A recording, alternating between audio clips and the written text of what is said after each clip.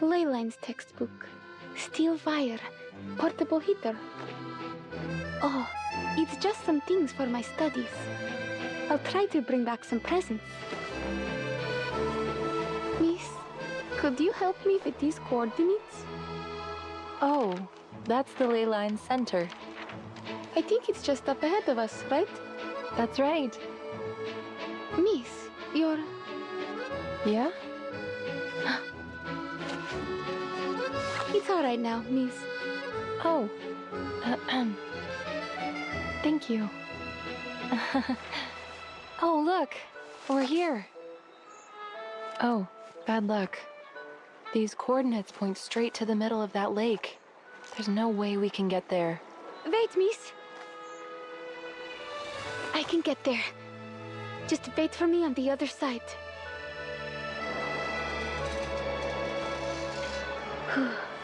I haven't forgotten my footing.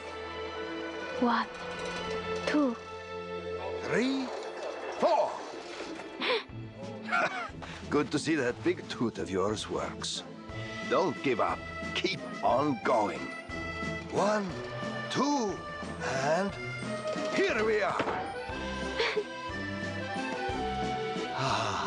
Our Alia, already a start on the tightrope.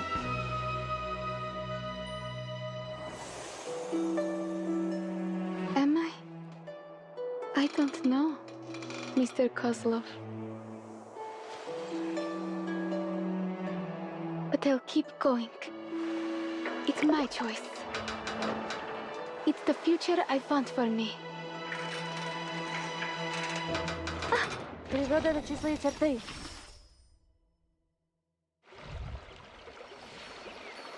Thank you. Don't sweat it. Just switching a little water for snow. Thanks. You didn't need to. Even if I fall in, I brought my heater. And why would I let my star apprentice fall?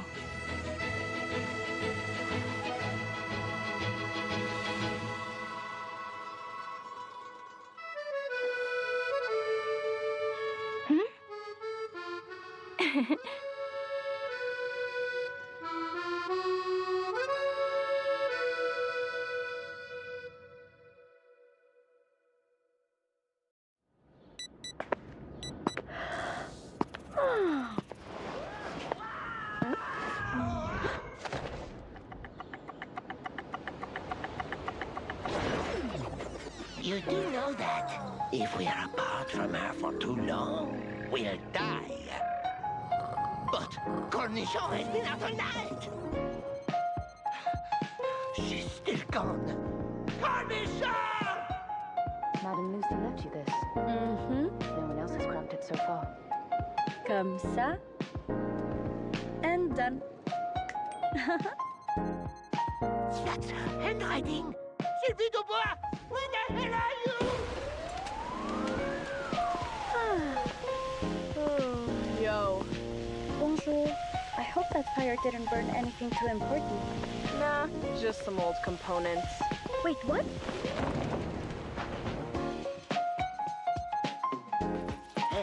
Have you seen Elizabeth? She's looking for you. Looking for me? What's that? Uh-huh. My bad. There's no need to worry. Cornichon would never leave me. We are. Can I pet them?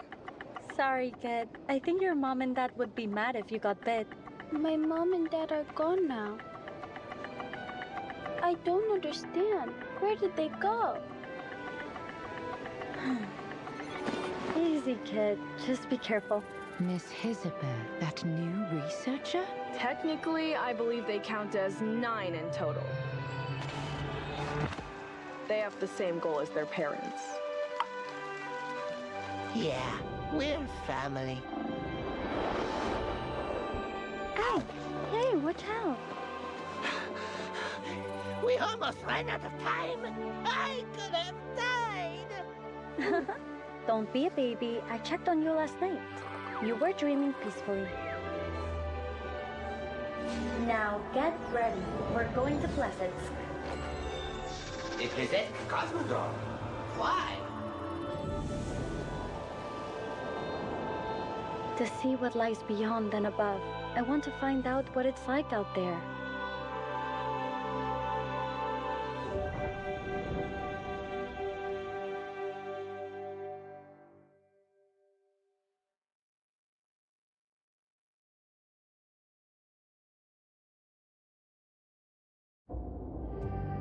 I remember. Perhaps I'm the only man on Earth who does. The pattern of every leaf, the placement of every sentence, every crack in the wall, every twitched nerve, the beginning of every collapse. No! Let go of me! I won't believe it, Olive. Visceral realism will not die here. It can't. Shut it. You've wasted far too much time, and all for nothing. I will prove that this prison is the only path to transcendentality. Memories endlessly flood my mind like an infinite garbage heap. Our efforts to reach transcendentality have come back to bite us. Olive! Finally, I've reached one end of the thread that runs through this labyrinth. Unassailable, indisciplinable. Only literature can pave the way to transcendentality. The power of discipline has long flowed through people's veins. It is inescapable. The key to ultimate governance lies in this prison built by my own hand. Stop. Transcendentality has never been so close. No, what? Enough.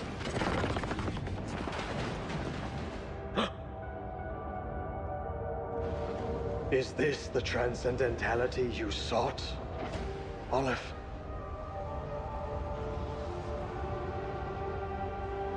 No. Just the foolish dream of an imprisoned soul. Boundless reality. I remember it all. Yet the ultimate truth still lies beyond my reach.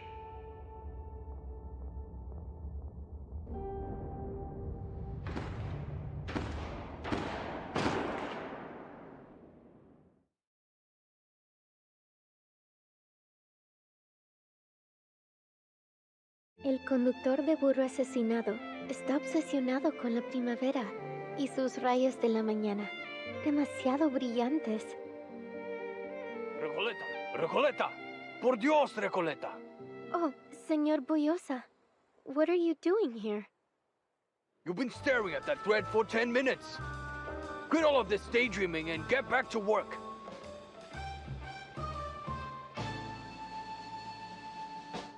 A good writer should know how to balance her bread and her poetry. Excuse me. Miss, we'll have a bottle of your finest wine, please. Right, sir.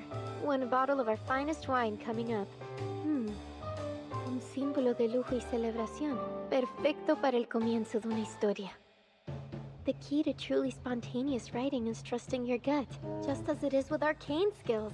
Just clear your mind and let the creative power flow. Follow your instincts and strike! Oh, perdón. My arcane skill is a bit off today. Huh. You're working harder than usual. ¡Ah!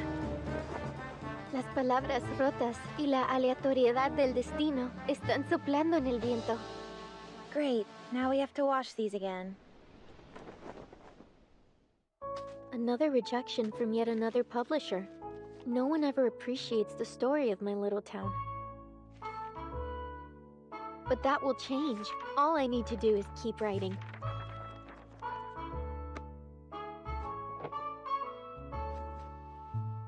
Marcus, Soneto!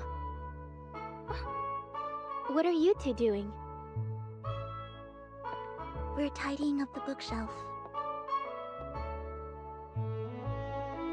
This is my novel.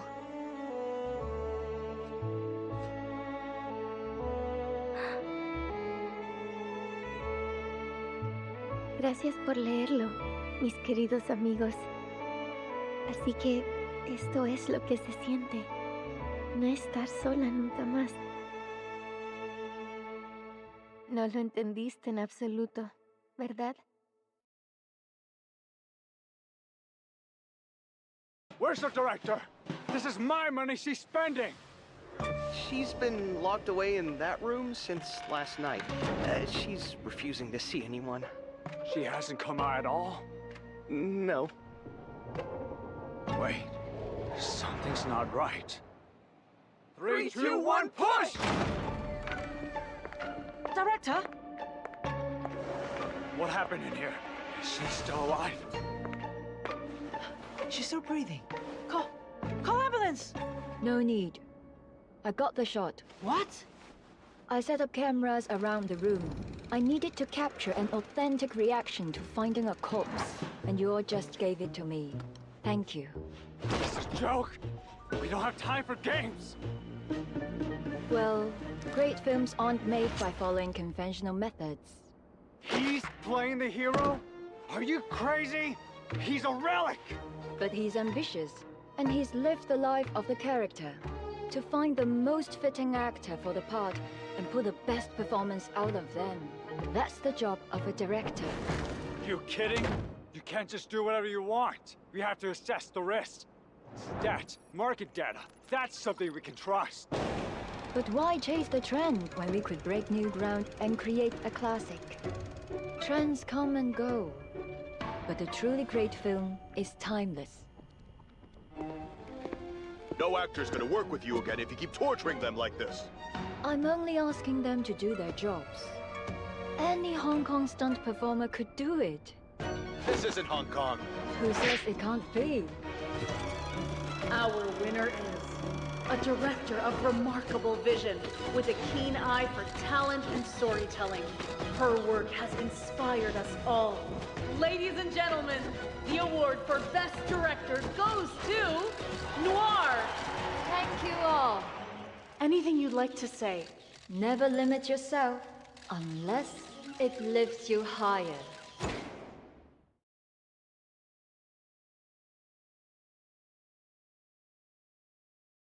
Joining us today is Vigil Cadet Liang Yue, who played a pivotal role in cracking the Critter kidnapping case. What's the most important quality for a police officer?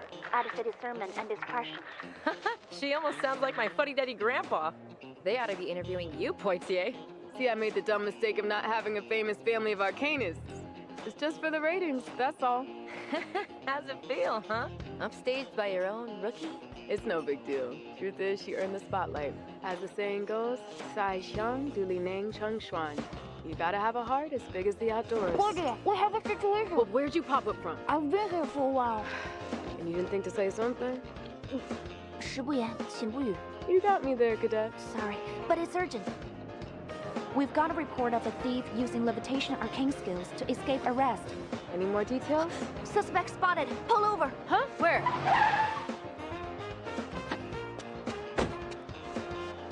He ran into the alley. Crap, we've got ourselves a chase scene.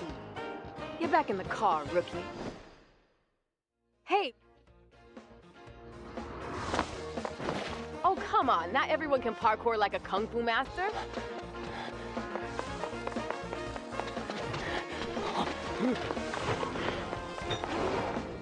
Wait for me. Stop! You have no choice but to surrender.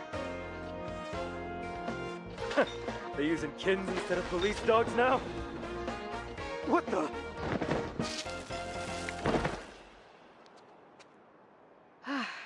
Good work. Vigil Cadet Liang apprehended the suspect within just 30 minutes. During this lightning-fast operation, an unnamed officer was injured. Unnamed officer. You're all heart, Poitier. You know that? What? No comment?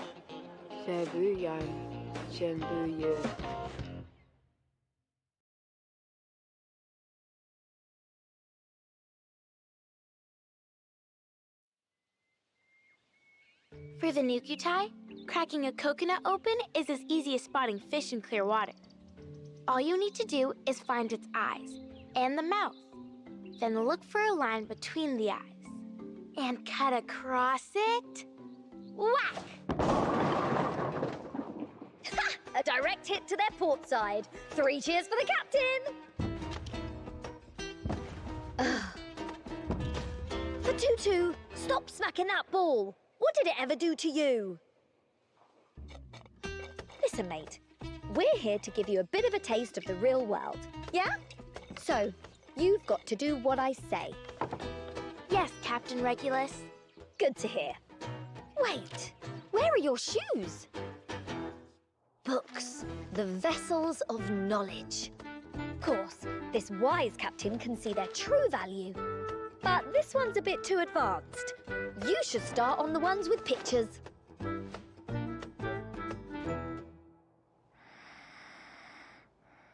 Music, the guiding light of the soul. Let this rocking captain show you how it's really played. Oh, I know this one. Is that from my drum set? Woohoo! Feel that wind, isn't it fab? It's just like catching real waves. See anything you like? It's on me. Oh!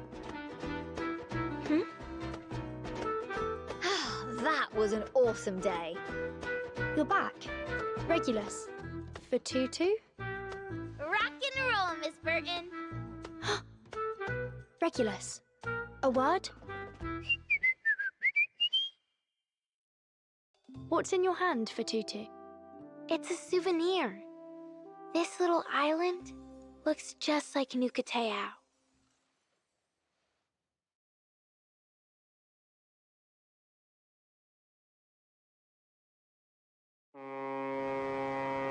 The Free Breeze is a ship that fills every sailor's heart with delight.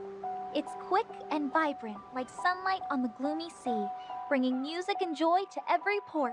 Miss Barcarola! I'm so excited for your performance! And I can't wait for you to hear it.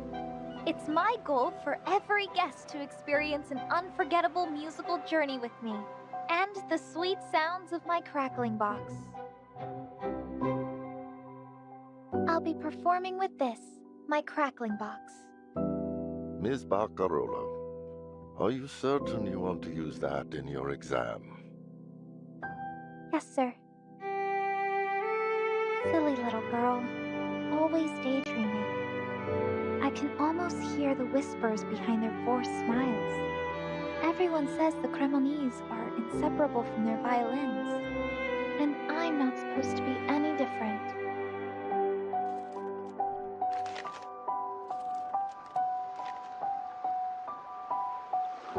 Then go out into the world. Our family name will open doors for you in any orchestra. Or just tell them you're from Cremona and show them your violin. No, Mama. I won't travel as just another violinist from Cremona or Stradivarius luthier. I want to go as just me.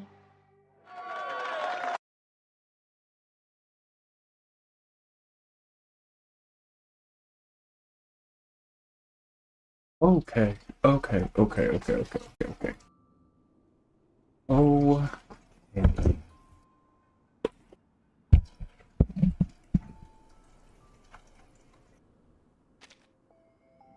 Alright, I'm assuming this is only going to be an hour and a half, right? Right, this standard time.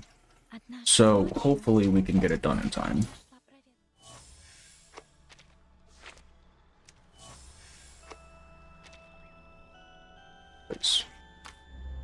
We're just gonna get right to it because we are on a little bit of a time crunch. Where is it?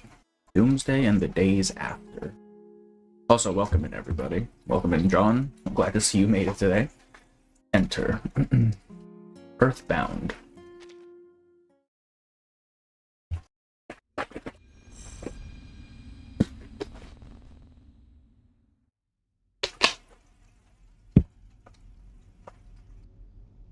Again and again, she's been haunted by the same dream. Seedrun chats, yeah. In it, her eyes are clouded by mist, and when she tries to speak, her words come out garbled. She is wrapped in a vast void, boundless and bare. Terror seizes her. She opens her mouth and lets out her first cry. Wah. But her faint cry is swallowed by the howling of a storm, its cool wind tearing all things asunder.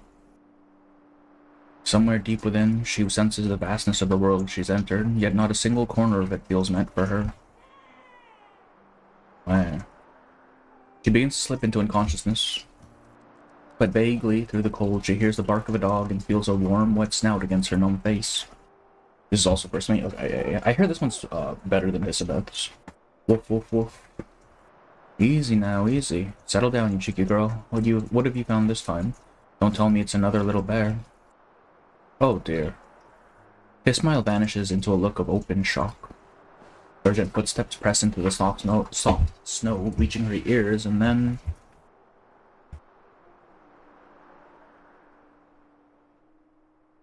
the world spins around her. You poor child, look at you, chilled to the bone. Those tiny little hands, like ice. He holds her close to him, tugging her under his coat. The world shrinks in an instant. But this cramped place holds such warmth. The howling storm can no longer reach her. Her frozen limbs begin to thaw, and a deep sense of safety settles in. You are safe now, little one. There is nothing to fear.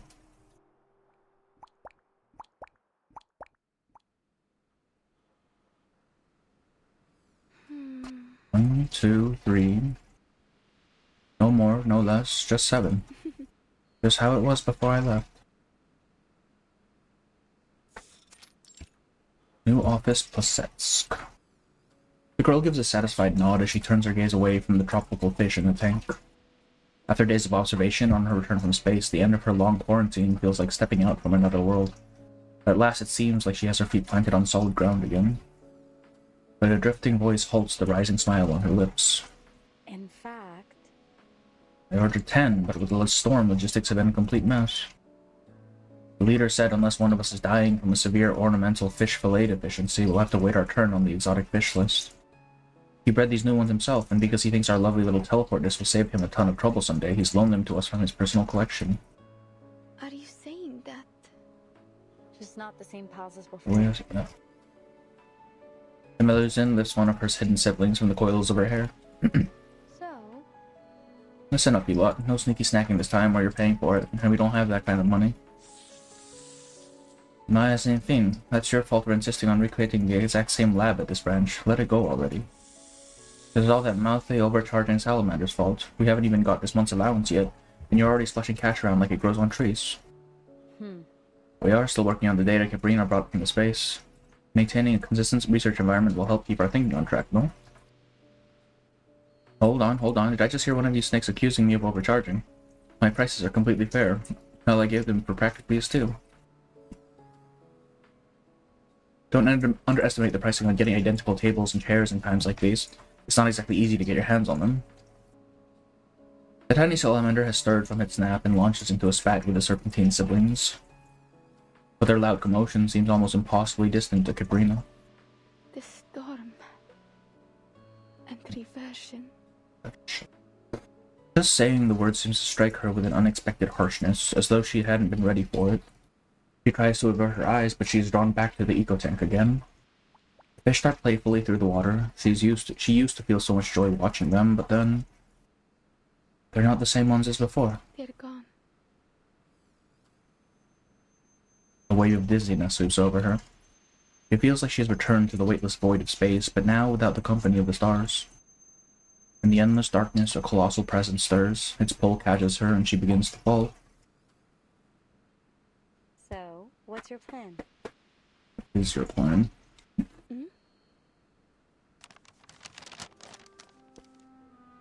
Her fading awareness is drawn back to Earth by an envelope waving before her eyes. This is... Knew it. You were off floating into in the stratosphere again, weren't you? Too many voice lines, yeah. This is a letter from the St. Pavlov Foundation, addressed to the esteemed astronaut, no less. Seems the Foundation's quite interested in what we pulled off, so they're teaming up with Laplace to throw a banquet meets scholarly exchange sort of dude to celebrate. Everyone's on the list. Names you know, and more than a few you won't. Watch what that look. I just did what I could. It really isn't something worth celebrating. Maybe there might be something else I should be doing, like... She pauses for a moment and lets the words leave her lips. About the storm. Are there any updates on the storm, and could there be something I can do to help? She longs for good news, though she could not possibly explain what kind of news she is hoping for exactly. But all she is met with is the composed expression on Elizabeth's face. About that. The data you brought back has definitely been helpful. You've already made great progress. But you're with La Paz now. You'll have to understand, when it comes to a problem like the storm, it won't be solved quickly. The researcher gives her little astronaut friend a gentle pat on the shoulder. Be patient. You've done your part, now it's time for us office-bound eggheads to take over. Again, sir, we don't usually say things like this, but come on, you just came back from space. You nearly died up there. What you need right now is a bit of rest and relaxation, not work. The little astronaut's brow remains furrowed. You know what? Here, take this. 3 familiar items, along with the invitation are pressed into Kiperina's arms. To the teleport disk we used before, yes? They're new and improved, based on the data from your trip. In theory, you only need to think of the destination to trigger these things. The banquet's in a week. If you can't sit still till then, it might be the perfect chance to help us test them out and collect a bit of field data, no? A subtle light returns to the girl's sky blue eyes. No problem. You can leave it to me. But a thought hits her and she falters again. But... To use them, I need a destination to teleport to. Where should I go? Home, bro. Elizabeth smiles, perfectly at ease. All up to you.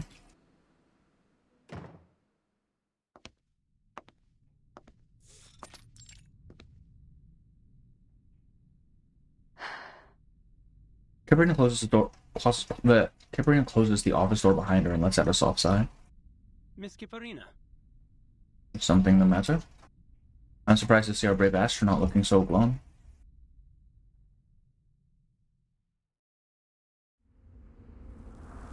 To be continued.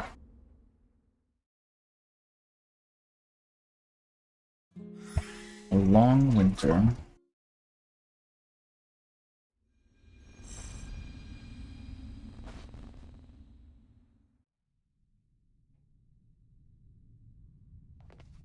A rather surprising duo approaches from the far end of the hallway. I assumed Elizabeth summoned you to tell you about the banquet, yes? Nothing. I'll do whatever I must do. You'll be going to the banquet too, won't you? Yeah. Well, I'll be there. Nameday discreetly eyes the teleport disc clutched to her chest, then, reading the mood, steers the conversation elsewhere. But before the banquet, your little friend and I need to make a trip to one of the Foundation's branches. The mention of her friend immediately captures Kiperina's attention. Are you saying that? You and Voyager? May I ask what for? So the thing is... What was it? Given the Foundation's interest and the fact that Voyager hasn't been formally registered yet, they'd like her to visit ahead of time, bro. That's not good. That way we can complete the formalities before the banquet, and if time permits, I believe the scholars at headquarters are hoping to learn a little more about her. A journey. The road is so beautiful. So beautiful. Following Voyager's meaningful glance towards Nameday, Kiperina understands what her friend is trying to say. You mean the road has beautiful sights along the way, so you're happy to go? Nod. I remember. You mentioned that even the nearest Foundation branch is still very far from here, right, Mr. Nameday? I don't really know where Voyager's from, but sometimes she seems a little unfamiliar with such basic things. I'm not sure. Oops. Don't worry. You can take care of herself, then besides... He turns his head, glancing over the delicate and seemingly harmless girl beside him. Voyager can wield that arcane skill of hers quite proficiently. I think she'd be able to get out of any trouble we might find ourselves in. But... His words don't do much to ease her mind until her friend smiles up at her. I want to go. I want to see this planet. You mean... I want to travel the whole world. You've already decided what you want to do next? The excitement in her friend's eyes lifts Kiperina's spirits, though it comes with a strange, unspoken melancholy. Brushing off the odd sensation welling up inside, she lets herself smile in return.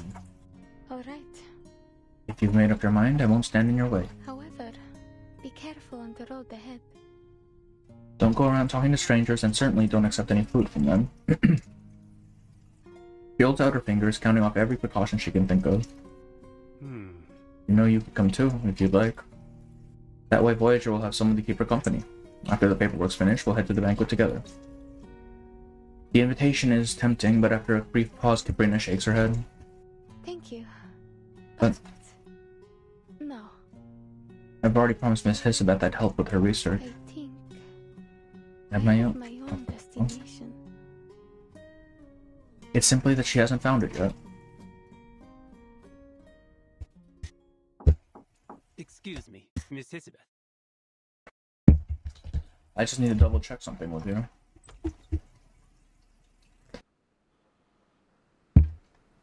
Just a while ago. I happened to pass Kiperina in the hall just now. She seems a little out of sorts. We agreed she'd stay at the branch and rest up properly for a few days. Sorry, what's going on? She told me she intends to continue assisting with your research. What's going on? Hamda's typical courtesy seemed to have fallen by the wayside as he bites straight to the point. Despite that, Hisabeth is as cool as ever. Think we didn't want to give her a break? She beat us to it before we could even open our mouths. I just brought up the banquet and she practically had an allergic reaction to the idea, like, no, I don't need a party, I just need to work. Kate has a sick laugh at your expense. What do? Act like nothing happened, brush off the pain, rushing headfirst into the next big noble cause. I don't get it. Seems like everyone here can't help but be a martyr. Yes, myself included. That, or she just doesn't want to think about it. Keeping herself busy with work. Melusine shakes her head and tosses the file she was reading onto the desk rougher than she should. It made her an excellent little astronaut, I admit it, but honestly, I don't understand where it comes from. For a brief moment, the young man is at a loss for words. Staying busy sometimes is the best way to help you stop thinking. You might believe she chose her path and brace herself for the consequences, but knowing something is coming isn't much help for when you actually experience it. I'm not sure that's a good idea. You sent her out into the world so soon after her first storm. Nothing to her. Though she favors a more measured pace, it's clear the person across from him sees things differently. 77. If she takes things slow, I think she'll be even more likely to go mad. She's the kind to charge in before she knows which way is up. Hello, Evermiss. Welcome, ma'am. We're running through Kiperina's story right now. It's a good thing. It means she's tough, and I bet she's better than any of us at finding the right balance. Before she sets sail, she needs to decide on a destination for herself.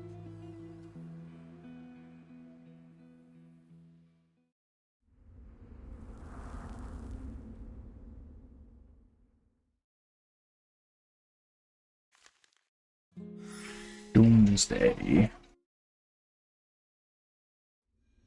That was a quick one, actually. Good.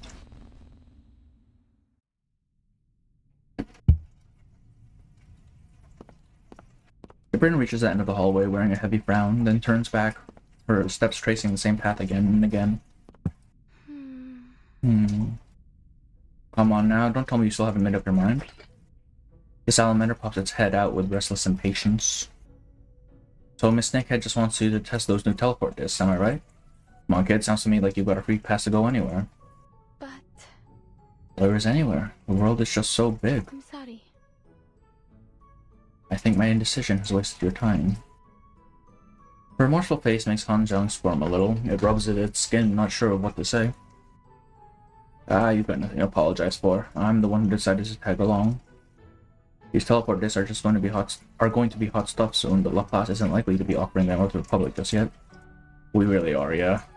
I'm trying to get through this before the end of the stream, the start of the stream rather. Right now, Kiperina is going through a little bit of an existential crisis, which means if I want to keep digging into how these things actually work, and I don't want to keep begging that mean Snakehead, I'll just have to ride your coattails for the next little while. Listen, wherever you go, I go. If you take a couple extra minutes, so what? It's not the end of the world. Take your time. Think all you like. Kiperina wants to do more work, yeah. I think she's trying to avoid her actual feelings. Something in his phrasing catches Kiperina slightly off guard. The end And I used to believe in all those prophecies about the end of the world.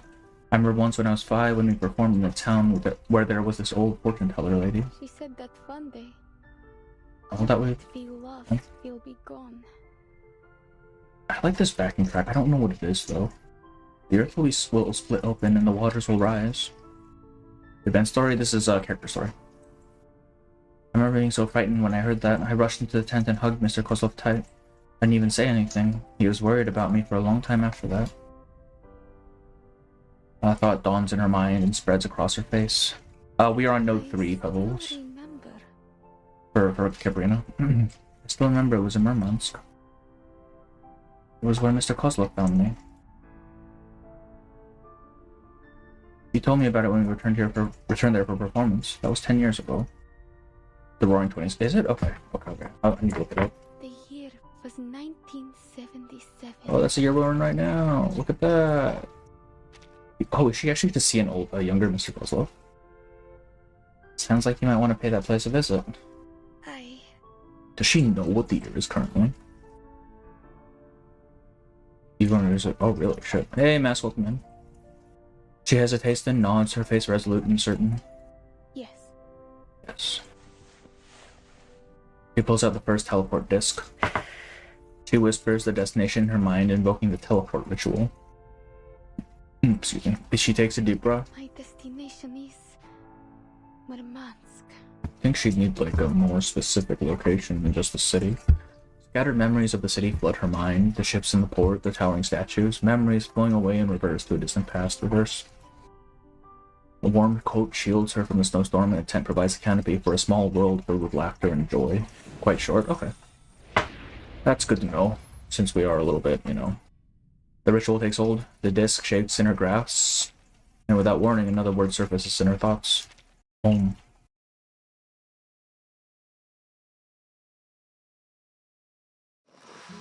Okay, well, there's the games. Block out all the okay. Is this just a maze? Is that all it is?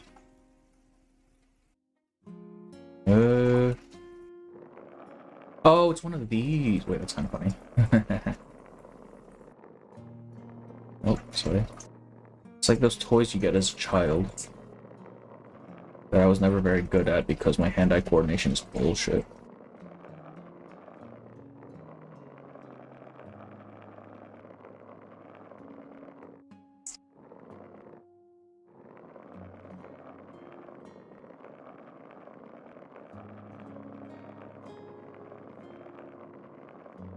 Later chapters have obstacles. I see. Oh. About study, we can resolve and giving into it to collect everybody's mind. Okay, so basically don't go into things. Okay. Oh, I see. I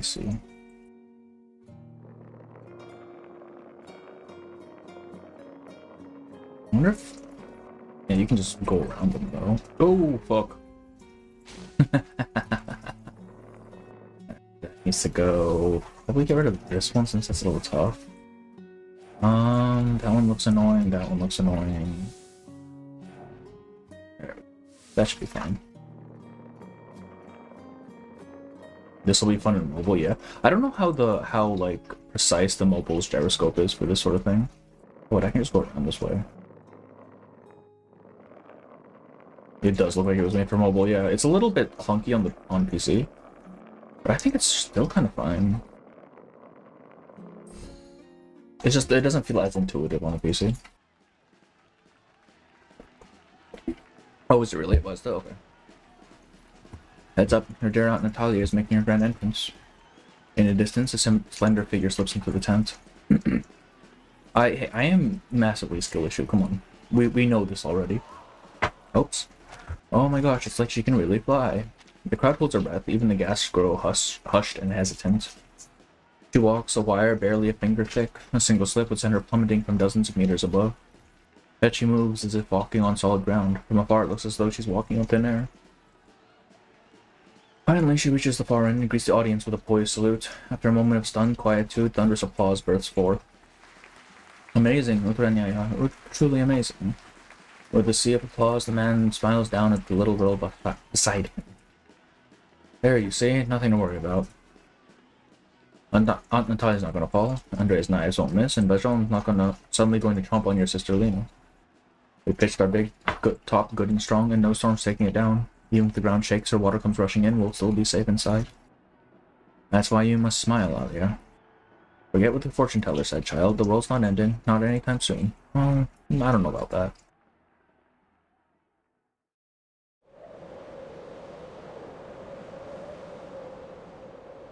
I could use them, at the end. Suburb Murmansk. The cold wind howls and the deep snow makes every step a struggle. None of it slows her down. I'm almost... Not much farther, it's just ahead. I remember it so clearly. The circus was right over there by that little lake. Hello? Hello? She hears a faint voice call out to her, but there's nothing behind her except the white snow. Down here. Following the voice, she glances down. A small head emerges from the opening of her coat. What is it, Mr. Lizard? I'm sorry. I got distracted while using Visk. I think we ended up a little off course. No storm is taking it. Yeah, exactly. I don't know about that, man. The little salamander leaps up in a burst of outrage. The salamander? Really? I'm sorry. I guess I never knew the difference. Well, its little head shakes. No, that's not even what I wanted to say. What I wanted to ask is, where are we really headed? I mean, you get what I'm saying, don't you? Why is she here? No, she's she was basically told to test out the teleport disc because she's kind of crashing out right now. So basically, they're saying go take a vacation, but this is where she wound up. Shards of frozen snow whip against her skin, and the wind's roar quiets Han Zhang's voice to a whisper. Salamander, what did you just say? Can't hear you. What I'm saying is, no more don't everything's... The storm rages. The whipping snow covers the words of the tiny salamander. Please get back in my coat for now, it's too windy out there. The icy gust hits her face like sharp blades. Her skin starts to flush with an odd, feverish warmth. This was careless. It's so cold here. I should have brought a thicker coat. She pauses, uncertain. Maybe it would be better to head back after all. But with her goal so close, Kiperina pushes her stiffening legs forward, all sense of caution being taken with the wind. It seems almost second nature to her.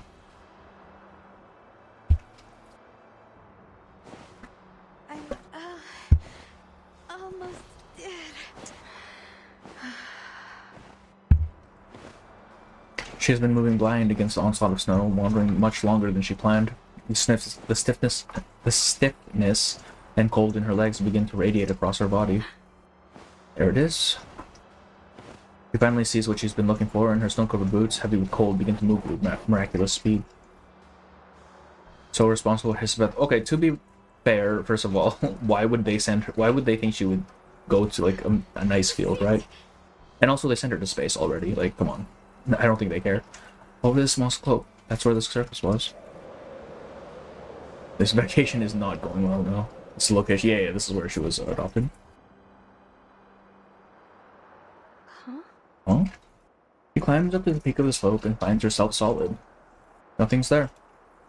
That's odd.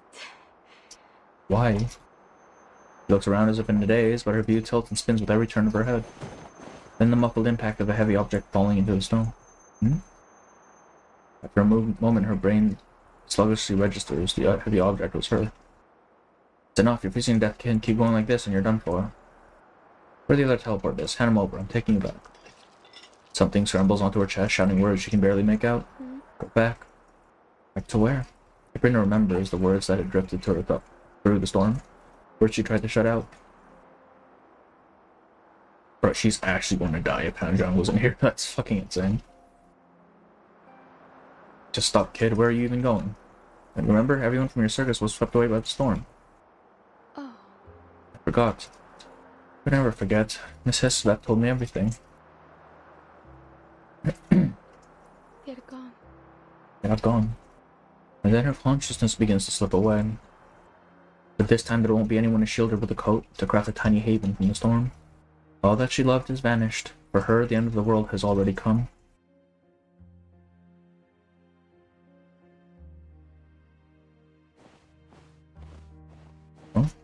But as sight and touch fade, she catches a faint sound. It sounds like footsteps. But how could that be? Yet the sound grows nearer with each passing moment. At last a voice rings out through the howling wind, different from the one she had hoped for, yet is unmistakably real. We're taken by a storm and no longer says, yeah. Heavens, come on, child, pick yourself up, please. Well, I imagine they still exist in some iteration, right? In some, like, form. As her last shred of consciousness fades, two arms, warm and strong, just like she remembered, wraps around her. She's surprised by his toll. The storm was happening. While the storm was happening. I mean, that is true, yeah. But also, like, who would have expected her to just go in the middle of the ice, man? Guide the orb to its destination. Wait. A warm place in the north.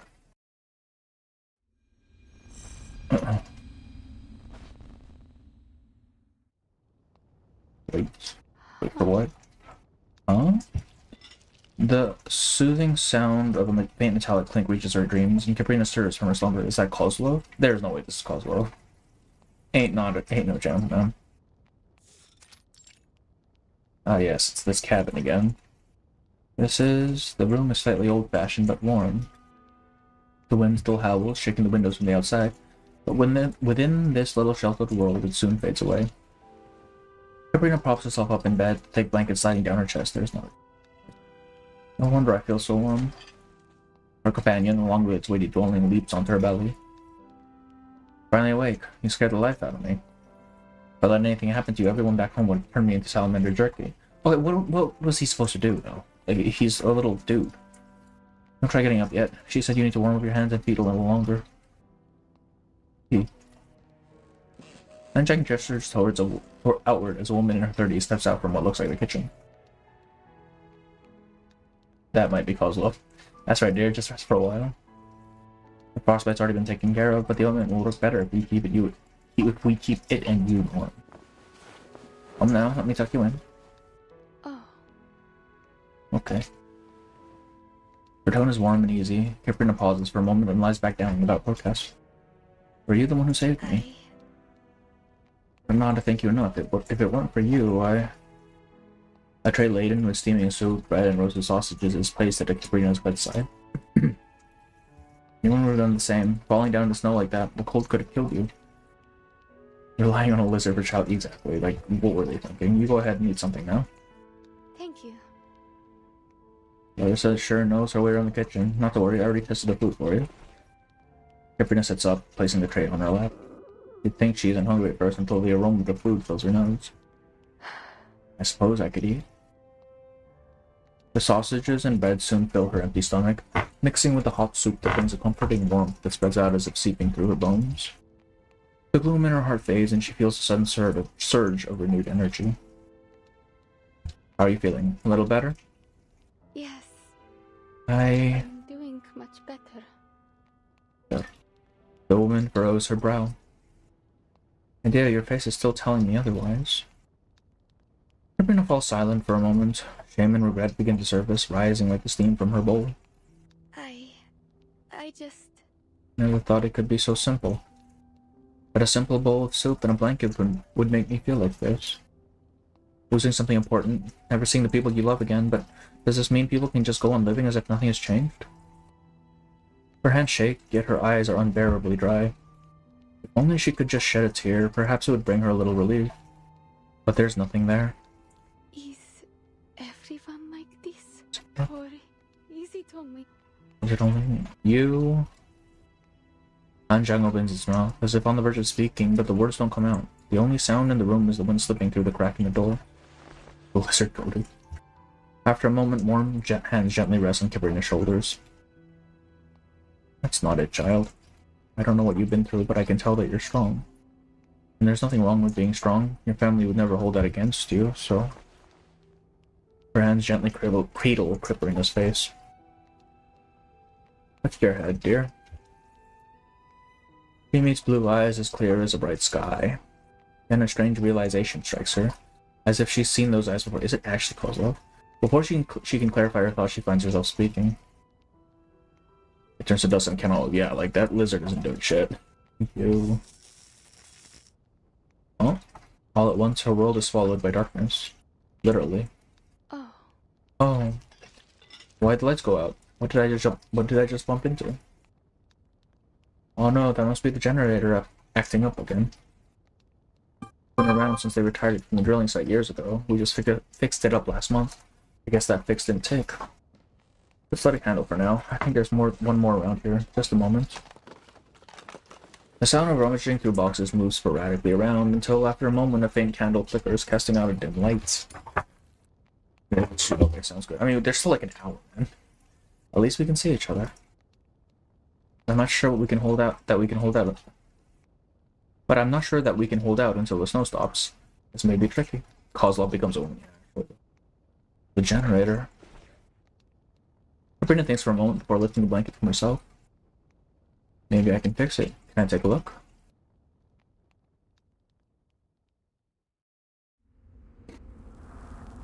To be continued. Man, we're blazing through these. There's only 8, right? Yeah, we're going through these pretty quick.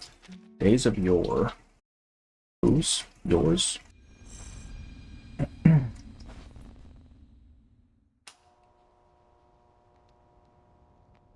Yes, that's a ticket. After a few flickers, the lights inside the room come back on. Impressive. Where did you learn how to tinker with machines like that? Kiperina falters for a moment under the woman's admiring eyes. Have you heard of those old stories about the end of the world? I used to believe in them, so I studied a lot about things like homemade generators and survival skills. I thought that with enough preparation I could protect everything around me from disaster, but in the end it didn't make a difference.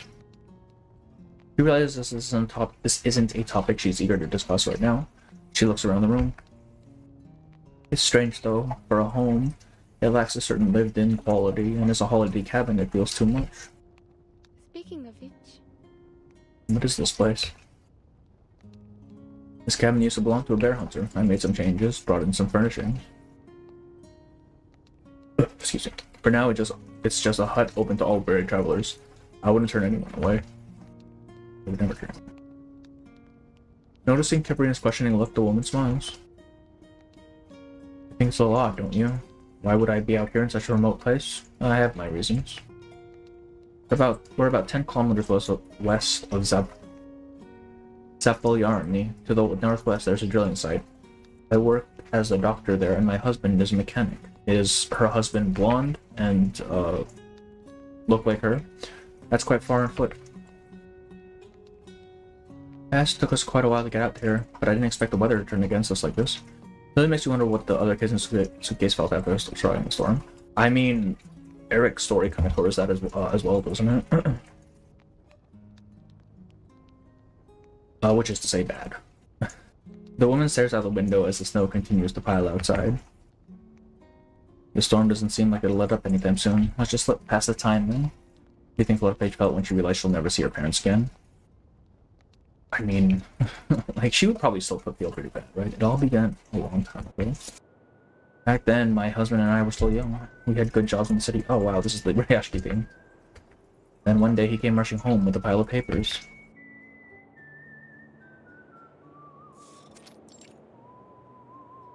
Ooh, Moscow. Arseny. These fools are insane. They want to dig a deep well, digging through the earth all the way to the deepest depths. Or is this a super deep borehole they're talking about? Just to find out what it's... Yeah, this is a super deep borehole. Is there really anything more ridiculous than that? The man points to a line on the paper, his face glowing with a beaming smile. They're recruiting, and they need mechanics and a doctor. How is it going? So what do you say, Larissa? Larissa. We stayed for several years. Our first child was even born in their dormitory. Doesn't it all seem ridiculous to you? No, it's not like that. Whether it's the Earth's core or the edge of the universe, discovery is always valuable. Doesn't Fleur Page? She does. It's something like, it doesn't matter what happened, you don't ever have to see them again or something like that. No one person can complete such a massive task, but if everyone does what they can, it's not impossible. Arseny, my husband, he often says the same thing. In the woman's fading smile, Kiperina senses something is amiss. Are you saying that? The project was not going well. There were many difficulties that we hadn't anticipated, but in the end we worked together to overcome them. The deeper the well went, the more we believed that one day we would uncover the mysteries down below. Until they claimed we had opened the gates of hell. What? Borehole field. Years ago. I heard it, and there's no question that sound could only come from hell itself. I think that's bad. I've seen it with my own eyes. I was smoking outside a few nights ago when I saw this freakishly tall figure near the kennels. Didn't really know what I was looking at. How could a person possibly be 2 or 3 meters tall, eh? And that was the night those dogs died. That thing was only about 10 meters away from me at the time. Gotta stop this thing. Who knows what we could let out? The crowd's fear spreads like wildfire. But in the end, the bright, cheerful laughter drowns out the flame. Enough, comrades. You don't really believe all that silly talk, do you? The sound was just the wind. As for the bear, Jakob and the others are already chasing it down. I see. Everyone's been worn out lately, but pull yourselves together, comrades. Didn't we train for this? We're standing on the crust. Beneath that is a mantle, and the Lahorovic discontinuity is in between. Where do you think hell is supposed to be? Sometimes all it takes is a single voice for the flames of anxiety to subside.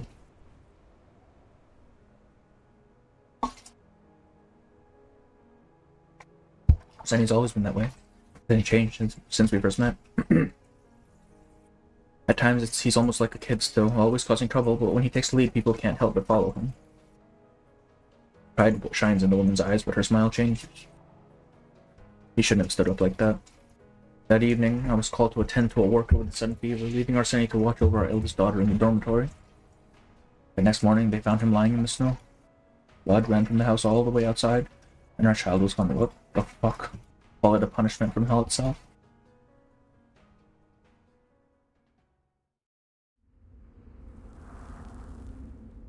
What? Excuse me? That fucking Rumpelstiltskin out here, what the hell, man? Between the wind and snow. Between wind and snow.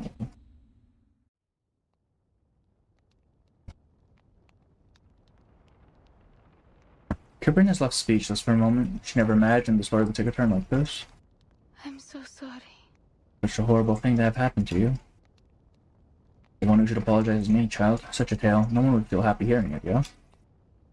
I didn't plan to say all this, but somehow it's such an odd thing. I hope I haven't upset you. This is fairly good. We're on 6 already. It's only been, what, 40 minutes? The story clutches at her heart, and the question is lodged in her throat, one that another listener asks on her behalf. You mean a monster from hell attacked your husband? Oh, how could that be? The well's only a meter wide. How could anything dangerous have come from it? The woman offers a strange smile that slowly turns cold. Besides, I'm a doctor. His wounds were caused by a knife. And I found the bloodstained knife a few meters away. Oh, he was murdered. So I brought the hounds in and had them follow the scent to track down that monster. Woof, woof, woof, woof. The hounds bark wildly as a fearful face peeks out from the shadows of the building. A face she recognizes. Mr. Vasily. What are you doing here? Does that blood on his clothes? He's the one. Grab him. Vasily was a pitiable man. I've known him for a long time. He came to my mother's clinic late one night carrying a strange old man in his arms. Back then he was the most kind-hearted young man in town and everyone loved him. I used to help at our clinic. Every time he walked by, he'd take out chocolate from his pocket and say it was a treat for good kitties. She closes her eyes and pauses for a moment. When I saw him again at the drilling site, I could hardly believe I was looking at the same man. He would have been in his early 40s then, but he was hunched and gaunt. If someone told you he was 60, you would have believed it. He sighed, his eyes filled with sympathy, but there was something darker in it. Was it anger or hatred? Maybe both, perhaps neither. Sabrina can't say for sure. In the end, she simply asked in a whisper, What happened? Make him like that. He never spoke of his past. I only learned of it from the others. He said something he shouldn't have when he was drunk, and the following day he was taken away. Nobody heard from him for a long time. They say he was sent to the Vorkuta mine, or anyone shared a door with him. He said he often woke up in the night screaming. He said that Vasily always claimed he didn't say anything wrong, and that he knew who informed on him, but every time he would tell us a different name. Whoever it was, that place broke him, and he no longer believed in anyone or anything. The kind gentleman I knew as a child might as well already be dead. Is that why he did something so terrible? How is she? I mean, your daughter. My most precious treasure. She vanished. Why is she trauma dumping right now? Very curious. She should be right here. Ugh. The butt of a rifle hits his back and the man tumbles into the snow. Talk now. This old man's been out of his mind all day. He probably doesn't even remember. The whole thing is a mess. Happy 1 hour to the stream. Yeah. Yeah. The snow keeps coming down. A child that small in this weather? The man on the ground leaps up as if scorched by the snow. I don't remember. Please, just listen to me. We can't keep drilling. The sounds from below. I know those sounds. Something horrible is going to happen. Something very bad. Going to take us all there to hell. I won't go back there. He screams, his voice eventually faltering and fading. I just wanted to frighten you. I was planning to hide the girl, to make it seem like a warning from the demons so that you and Arseni would stop. Without you, everyone else would agree to end this. I didn't think I would wake them. I brought the knife for a little courage I never imagined. I thought, Larissa, please forgive me. And the police took him away. I never saw him again, and they never found our girl. I don't know if I truly hate him. He was a pitiable old man, driven insane by his hardships, but I know I can't forgive him for what he's done. I just hope to never see his face again. Kip has no response to the woman's story, only an ache of sympathy. Reality cannot be changed, and any consolation she offers would be a futile gesture. He understands that more than anyone else. I'm such a mushy little salamander. I just can't handle stuff like this. The little salamander swishes its tail and hangs its head over the side of its container. The captain falls into silence. Until at last Kiperina sees the woman's eyes lift up out the window. Oh, would you look at that? The snow stopped. It really has. You see those two small hills over there?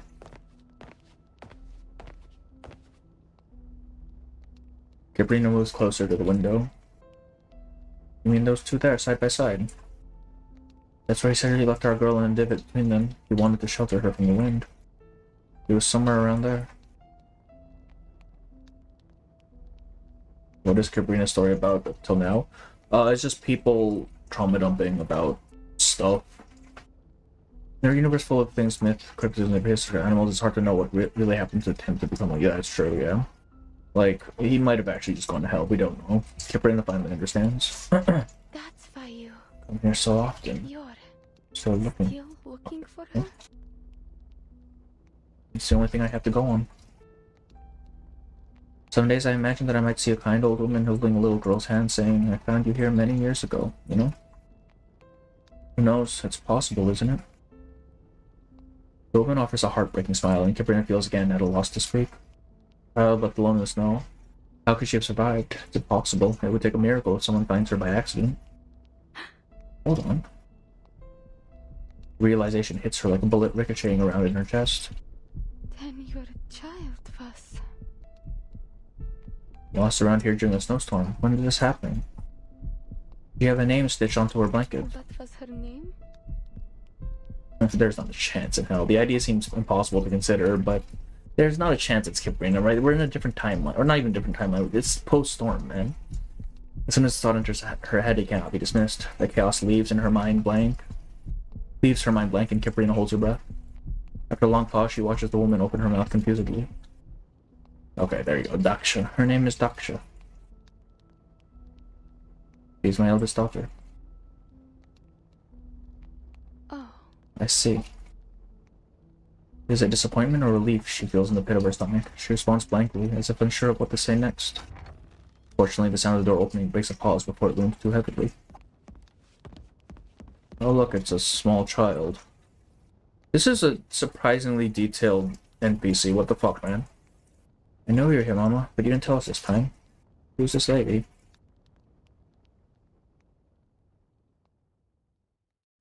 It might have been Kiperina Priest, like, in this timeline, if she existed. 1977, yeah, in 1977 she was found. Like, it lines up, but, like, man. And it's also possible that, what's his name, Korzov? Didn't, name her after whatever name was on the thing. Or that there was even a name. Anton, Yulia, how many times did I tell you? Why won't you ever listen to me? It's such a long journey here. What if something had happened to you during that storm? In response to the woman scolding, the boy points towards the door. Daksha's Kiperina. Yeah, that's what I'm thinking. At least... Right, because if Kiperina was Daksha in this timeline, she just would have vanished, man. Would you come here on her own? Because they can't exist in the same thing, in the same time? Alicia came with us. Woof. What am I to do with all of you? Caught between laughter and tears, the woman rubs her forehead in exasperation, while two sets of curious, wide eyes direct their attention to Kiperina. Is she Daksha? Don't ask her that. Is this our sister? Are you Daksha? Wait, that's so cute, though. The woman knocks gently on their little heads. You're avoiding my questions. And why do you think everyone we meet must be Daksha? Daksha still has a few more years before she would grow as tall as this sister. Okay, so, well... Observing this interaction between the mother and her children, Kiperina smiles, but a similar question arises in her thoughts. And these kids, they're... Who the fuck do you think they are? This is my son, Anton, and beside him is his sister, Yulia. Don't let their innocent looks fool you. They're both little rascals. They inherited Arseni's spirit, no doubt. Hello, miss. Hi. I see. It's nice to meet you both, but... Kiperina thinks carefully about how to phrase her next words without causing offense. But the little salamander in her pocket pays no mind to matters of social etiquette. Hold on, I thought you said your husband cooked. We've got two little ones here after all that, and how did that happen? That's such a rude question. She looks at the woman anxiously, seeing her eyes widen before she bursts with laughter. It's my fault, you misunderstood. My husband was badly hurt in the attack. He still finds it hard to leave the house, but my Arsenia is alive and well. Bro can even fucking die. I don't remember much of that night. Turns out I was rushing through the storm looking for them until I spotted Arsenia lying in the snow. They say I was the one who stopped his bleeding, and I shouted so loudly, louder than they had ever heard, for everyone to get him to the hospital. Looking back, I must say I'm quite impressed with myself. That's a deal. Yeah, I gotta admit, I completely misunderstood. Then Jenk shakes its head as if relieved. After processing the details, Kiperina allows herself to smile again. That's wonderful. That's very good news. Still alive, still able to see and speak to each other. There's nothing better. She shifts her gaze to the two little ones, watching Hanjang with intense curiosity. Anton, Yulia, such good names. Seems I was just worrying for nothing. I thought... She still believes the woman before her is trapped in the memories of the blizzard long ago. Perhaps she doesn't have the right to say it, but deep down she understands. Life must go on. We must all keep looking forward. I have been searching for her ever since, and I still cry for her often. I have a good life with Arsenia and our children. We have to let ourselves find happiness again. She looks over to her two young children, her expression deep in both longing and joy. Even after Anton was born, I found myself worrying that maybe Daksha would hold it against me. No, it's not like that. You're such a good person. I'm sure your daughter Daksha must also be a wonderful child. None of this is your fault. Daksha would not want you to be unhappy. At least, if it were me... I hope that those I care about and those who care about me will find happiness again. In that moment, Kiperina feels something stir in her heart. Yes, this may just be wishful thinking, but I think those who are bound by love share their hearts forever, and those who love us hope for our happiness as well. I will always have a place for her in my heart. There's room enough for others, for Arsenia, for Anton, and for Yulia. My heart can never be too full. It expands to fit new love. And I know she would love them just as I do. Yep, we all would. Why did they give the kids faces, man? Like, these are stupidly detailed. The two children bounce over to her, and the woman pulls them into her arms, their expressions matching in warmth and tenderness.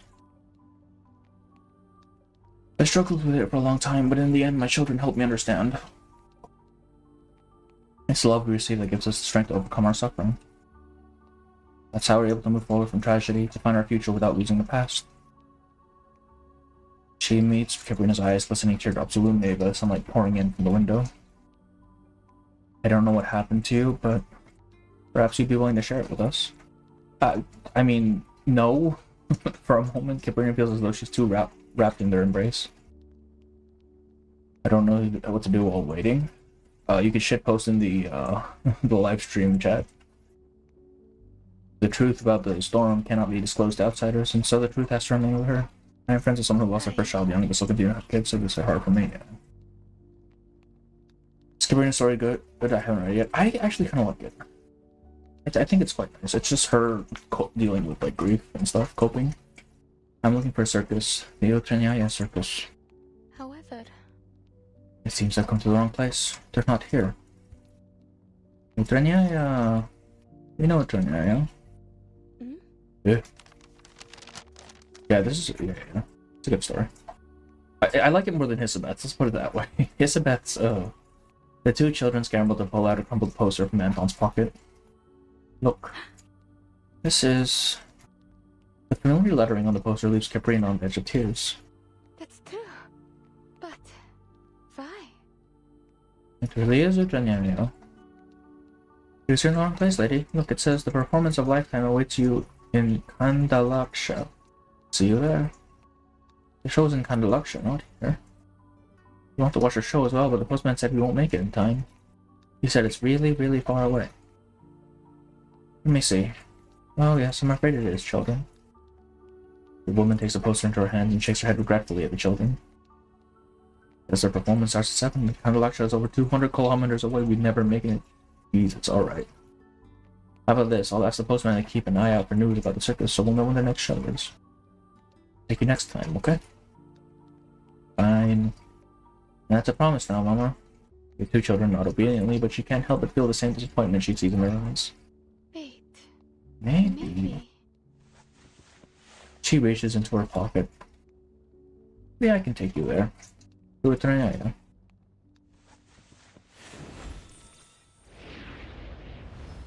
Did she just kidnap them? She didn't even wait for a response, man. She just went. The fuck do you mean? See what I'm set off fast. Okay, well. What is my goal here? Let's see. This wall? Oh yeah, that's the wall. I guess.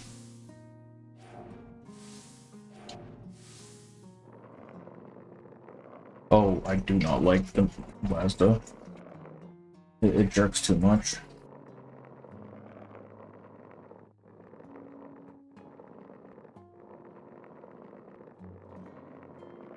Oh fuck. Oh fuck. Oh fuck. Oh fuck. We're good. We're good. We're good. Yo! God damn it! Right on the thing. Mazda, come on! Look at this. It's so jerky.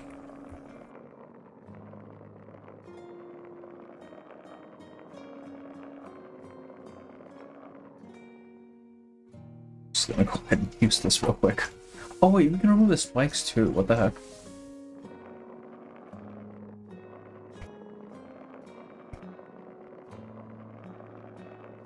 I'm not dealing with that. Easy minigame, man. Cowardice gives rise to doubts and hesitation, obstructing to bring us path forward.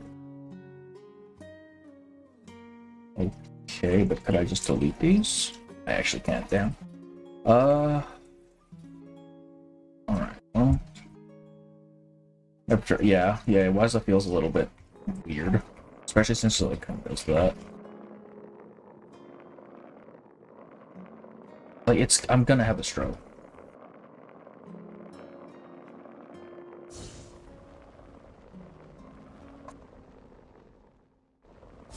Fucker.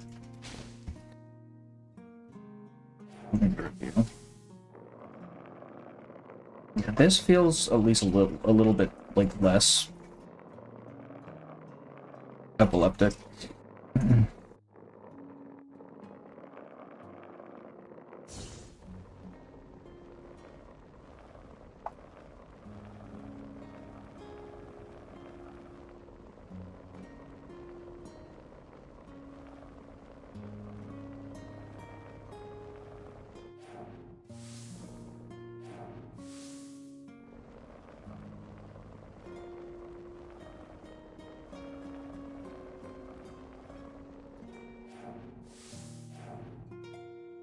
Don't really need to get rid of that. Cool.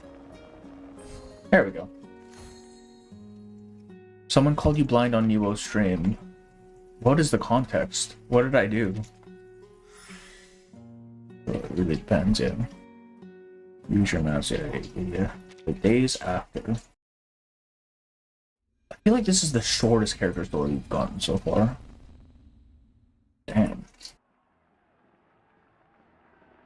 Welcome, welcome, distinguished guests. I guarantee today's performance will exceed your wildest expectations.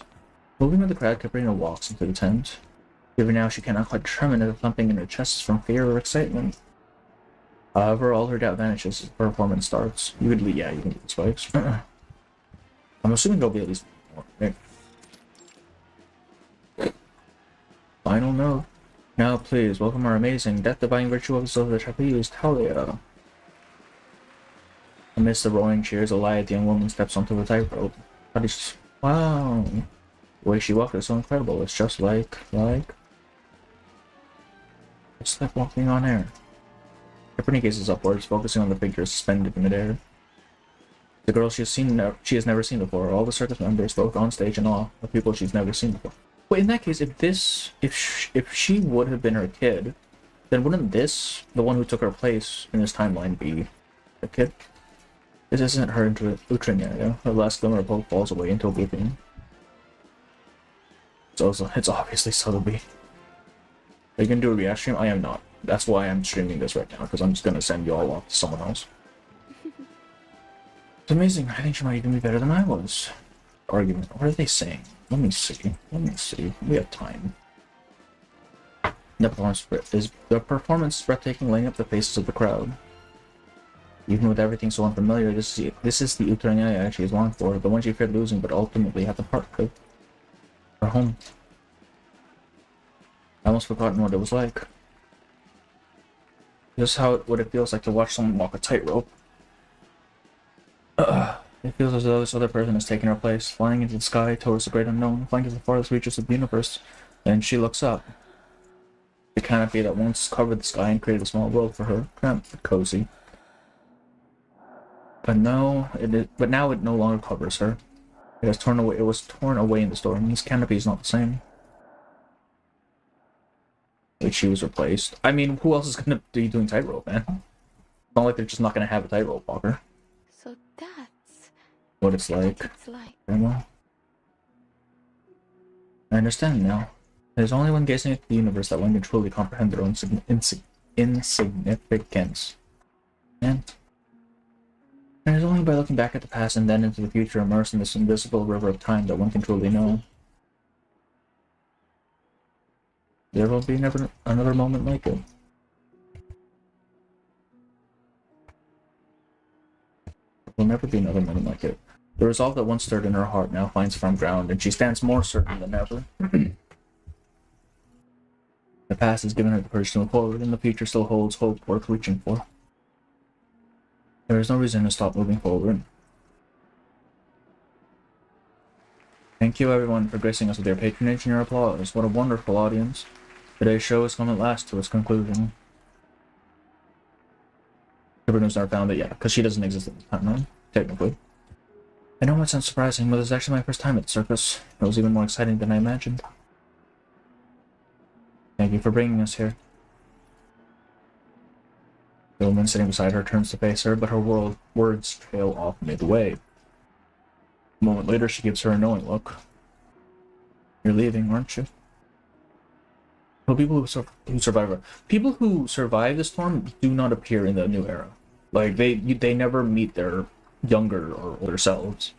Like if you're saved, you're just kind of plucked out of the timeline. It seems like, and I guess something replaces you. I don't know.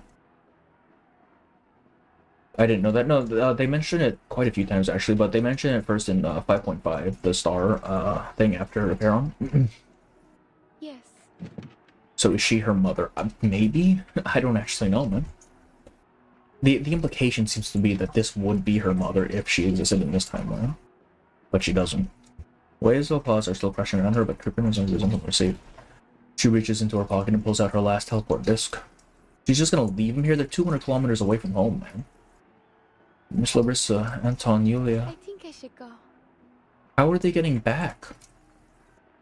Now she moves onward into the future, into the unknown. And hard to read the story, so yeah, like not being voiced is kind of I still believe that Kip building the script. Yeah, it makes sense, like from a storytelling point of view. But I mean, they're obviously not gonna. So what am I doing right now? Wait, I can just not even bother with this side. I'll go this way. Nope. Okay, well, we're just gonna go ahead and get rid of that. Get rid of that. I'll get rid of this one. Get rid of that one. That one. That one should be fine. That one. Maybe this one too. I'm not fucking around.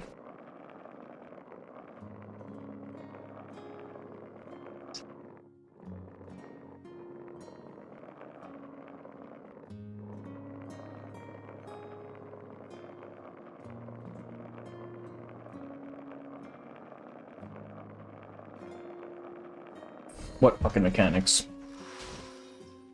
Oh, come on. I've been thinking that if you don't have anywhere to stay for now, maybe you could live with us for a while. But it seems like you don't need that now. I wish you nothing but good luck, Larissa. Maybe I could visit you from time to time in the future, if that's alright with you. Of course, child. You'll always be welcome here. They've known each other for like, what, 3 hours? Bye-bye, big sis. Are there any other fairies in your family? It makes you think I'm a fairy. Because you have the kind of magic that whisks away in a flash. Oh, I can't use magic. You literally can. You're an arcanist. What do you mean? But there are lots of nice people. Yeah, I just went to the other side, yeah. You gotta go to school when you get back. Yes, I still have a lot to learn. I hate going to class. It's boring. Same, bro. Kozlov doesn't exist anymore, so who took the child? Maybe Kozlov does exist, though, because, I mean, Utranyaya surface is still there, right? Like, maybe. Mom tells me that if I study hard, I'll have a bright future. That's a lie. But I don't even know what I want to do in the future. Do you know? I want to do whatever I'm able to. As much as I can. I guess we'll both have to figure out what we're in class. ... Right, let's take our time and think it over. You see if your friend got there, actually they don't remember you, but you remember. What's with the rush? There's still time before the banquet starts. I think it's time to get moving. After handing in this teleport disc report, I'll have time to finish reading the Look Boss training menu. If Miss One Song has a timeline, I'd also like to continue learning about ley lines. Or I could look over my notes and get back to my physical training. There's still so much more for me to do. Might be somewhere else, yeah. Like it might be a Carson situation with him. Looks like those guys don't have to worry about you anymore. What do you mean? Forget I said anything. Let's move. I was just thinking about hanging out too. Pauline is kind of a weird case though, right? Because part of her didn't get stormed. Let's go.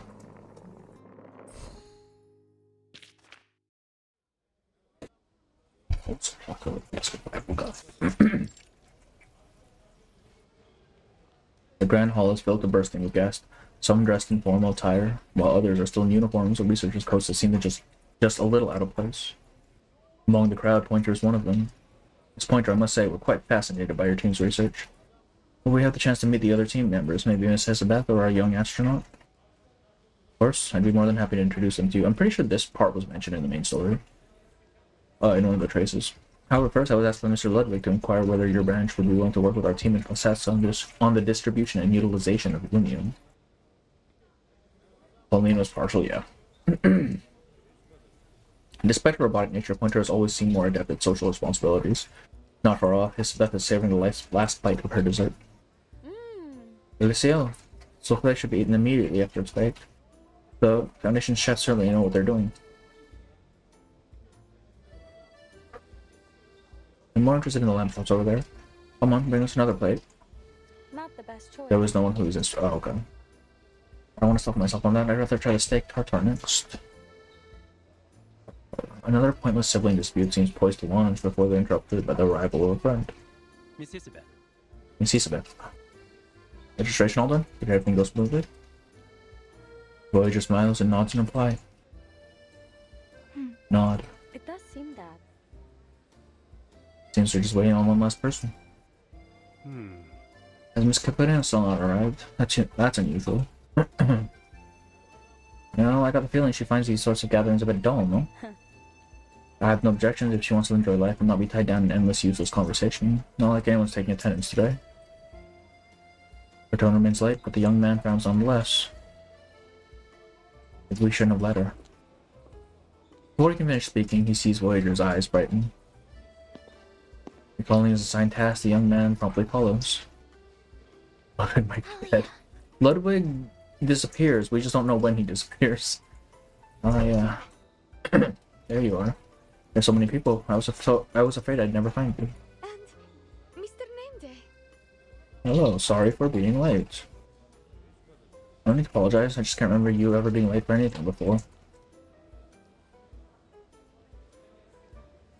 Was there something keeping you? When Larissa heard I was going to the banquet, she insisted on helping me with my outfit. I tried on a few things, but none of them felt quite right. I finally settled on my regular outfit. That's why I'm a little late, but Larissa still helped my break. How does it look? That's beautiful, Alia. She spoke an entire sentence. That's a sentence. It sounds like you've made some fine friends recently. Yeah, it's from the Trices. Yeah, that's what I thought. I remember this bit. Kiperina swarms grin dispels the last of Nameday's worries, and Voyager begins to hum a cheerful melody. What if Ludwig joined the madness? Honestly, like, he does disappear during all the story, so maybe. A bouquet of white flowers is presented to Kiperina with a subtle fragrance that caresses the tip of her nose. And Tigger's ass. This is for me. Nod. Peculiar, unspoken understanding allows Kiperina to quickly grasp what her friend is trying to say. Thank you, Voyager. So these are the flowers you found along your journey. They're so pretty.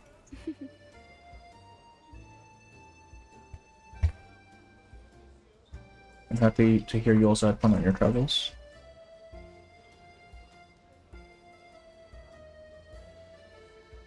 After talking with the exotic flowers, Kiperina looks around the hall. What are you looking for? Miss Winsong or perhaps Isabel? Just a while ago. How everyone baby is learning so fast. Just a while ago, I ran into Miss Winsong. She told me she'd like to introduce you to Avros, Nina, Filter, and some other students. The outside the lens art with Kip and Voyager. Which one? As I scan the room, there's no sign of Winsong. I do recall Madame Lucy asking around for her, so you'll probably have to wait a while.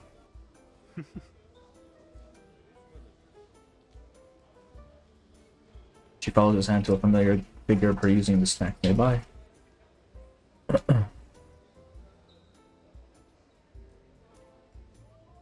She obviously notices her, yet after a quick glance she heads towards the exit.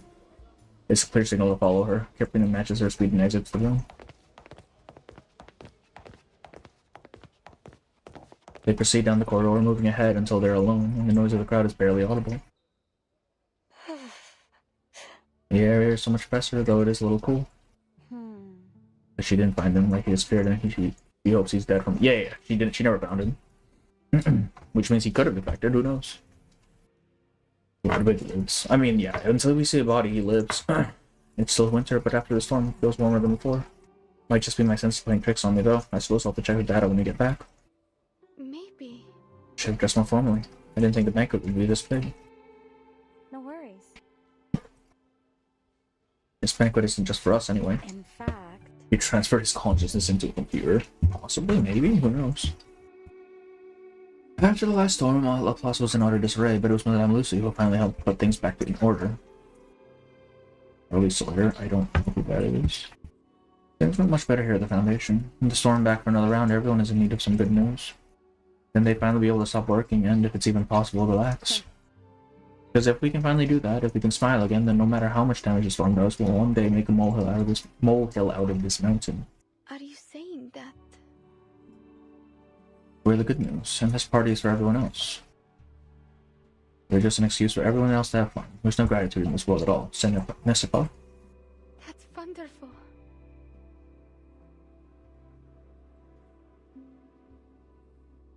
Who would have thought our hard work would pay off so well? Looks like it's good news for me as well. You've changed a little since I last saw you, no? Elizabeth looks at the girl inquisitively. It's a look of a scientist pleased at their intersection. And in fact, I've got another tidbit of news. It's still under wraps, but I imagine the Foundation will release it soon enough. Either way, it's something I have no doubt you'll be interested in. She leans over to Kiperina, her voice dropping to a whisper. Found someone who can brave the storm. You gotta bring up Burton every goddamn time, don't we? Kiperina's mind goes blank for a moment as she takes a moment to reconsider the significance of the statement. Are you saying that? Apparently, she's a student at the SPDM. She's being the timekeeper and will take on the responsibility of solving the mystery of the storm. Now, the Foundation may refuse to lend us this individual, but I'm certain we can obtain further data from this timekeeper. I mean, I don't think 20%. Probably not, yeah. It's been 45 minutes, maybe. So we now have a secret weapon. We've made another stride in unraveling this damn storm puzzle. Isabeth's slit pupils twitch with excitement, and Kiperina feels a wave of emotion rise within her. This is really Good news. She had already come to terms with the fact that her efforts, past and future, might not bear immediate fruit. But then maybe she'd been too pessimistic. It appears a spark of hope has now been ignited. Or farms in an event she shouldn't even belong to, actually, though. She hasn't shrunk once. What's that you got there? The flowery bouquet she received from Voyager earlier pokes out into view. Voyager gave me these flowers that she picked on her journey here. I feel like I've seen them before, but I don't really know what they're called. The character should be asking me where's Burton. Yeah. Where's the timekeeper? What's wrong? Isabeth looks perplexed. Looks sus as fuck. I think these are forget-me-nots, man. No, wait, no, these are lilacs. These are lilacs. She just said it. I'm stupid. I just have to read the fucking thing. You're sure she picked them up because lilacs only bloom in the spring. How bizarre. Really? Yeah. She laughed suddenly. I must be losing my mind. To this, I even remember the time of the year. Kiperina laughs along. Yes, Mrs. Bethel. Look. Spring is here already. Lilacs. Is that what lilacs really look like? I thought they'd be like more purple. Yeah, they're supposed to be purple. Okay. I did not think you'd get through that so quickly. I'm not gonna lie. That was quick. I'm outside and sending a signal I can't bring out an instant. Yeah, for sure. Purging? What is purging result? What? Huh? Oh. Well, okay, so it says participate, so if I just leave right now. Yeah. Alright. I think we have 10 minutes before stream starts, so I'm gonna send you off to Age, I think. I never get to raid Age.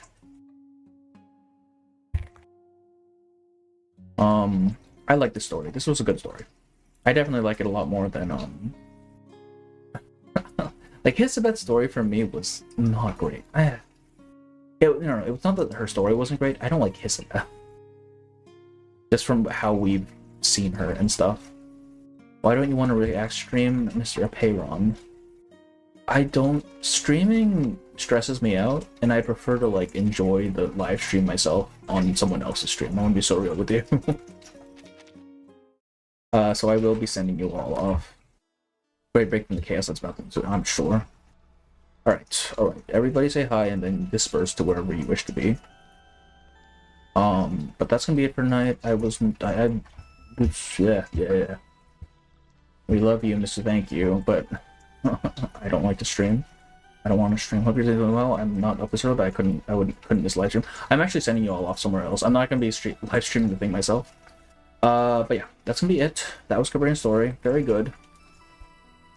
I don't know if Aflatus is gonna be able to do the retrospective for this event, but if not, I'll just make a video. Otherwise, it'll be live stream. We'll see. We'll see.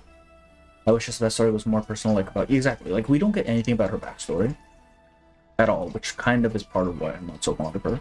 Watch her in the end, yeah, actually though. Okay, everybody go say hi to Age, and then go wherever you wish, yeah? Okay, bye-bye.